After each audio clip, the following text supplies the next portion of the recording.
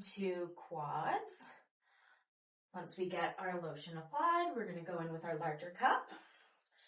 And same process, we're going to do our nice light moving cupping, going up towards the heart to introduce our cups.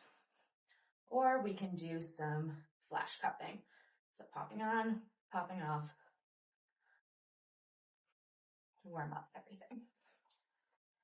As we do our moving cupping, paying attention to any areas where you might feel a little bit of stickiness under the cup.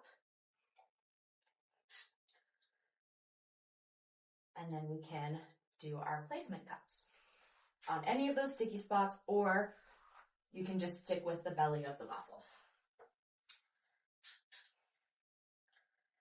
Once we have our stationary cups placed, we can go into our next stretch. So for this version, we're going to bring the leg just off the side of the table, hook a forearm underneath their knee, lift up, and pull for a slight traction, and then we're going to sink down into a squat. This will be more effective stretch closer to the knee. So if your client has knee issues, you're going to want to put those cups closer to the distal attachments of the quads. Now in the second version of our quad stretch, we're going to have your client starting in a sideline position. Nice moving cupping to warm up the tissue. And with this stretch, we're going to be able to get a bit more into hip flexor.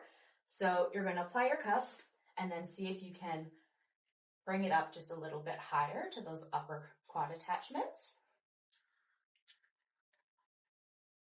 And we can place another just right in the belly.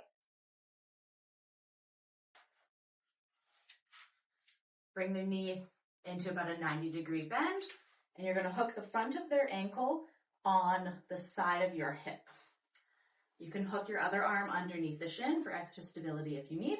Other hand is supporting under the knee. And we're going to bring them back just to about 45 degrees.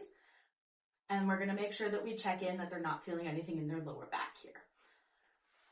Now to do the stretch, we can take both of our hands here, and we're going to brace just above the knee.